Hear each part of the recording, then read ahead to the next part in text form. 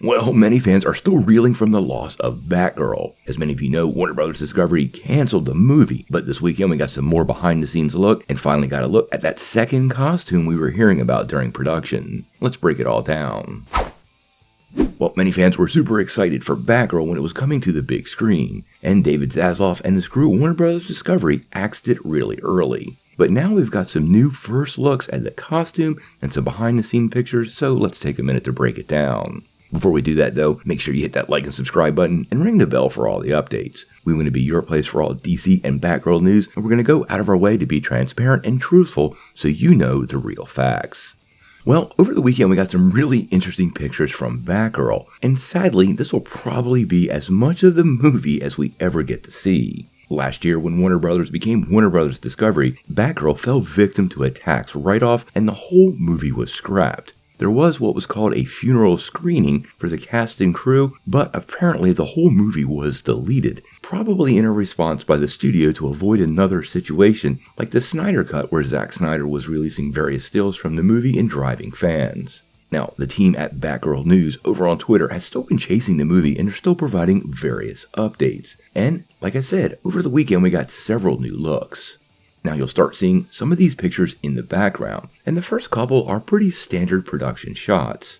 We actually have a couple of blue screen shots, one of just Leslie and one of her on the Batgirl cycle, which many of us were hoping to see in the movie. There's also one of her with Firefly, and I'm pretty sure that is actually Brandon Fraser in this costume. But the most interesting one was the finale costume. Now, as many of you know, there was a lot of negative feedback about the costume when it was first revealed. Many folks referring to it as a motorcycle suit, but there were ongoing reports this was not the final costume. Now, we never got to see that costume until now. Let's go ahead and check that out.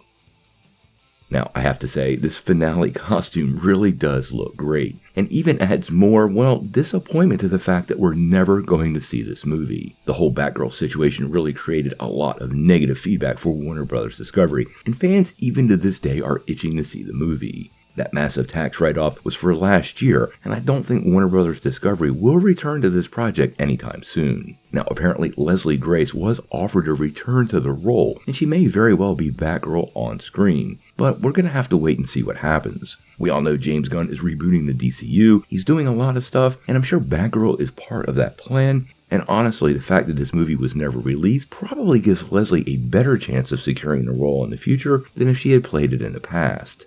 This was honestly one of the biggest disappointments of 2022, and we should be seeing trailers and on the countdown for this project, and unfortunately, it's something we're never likely to see. Now, we're going to keep following Batgirl as we move forward. We may very well get more developments, more shots, or maybe even a leak one day. But until we know more, I really want to know what you guys think. What did you think of this final costume for Batgirl? And do you think this movie will ever be officially or unofficially released?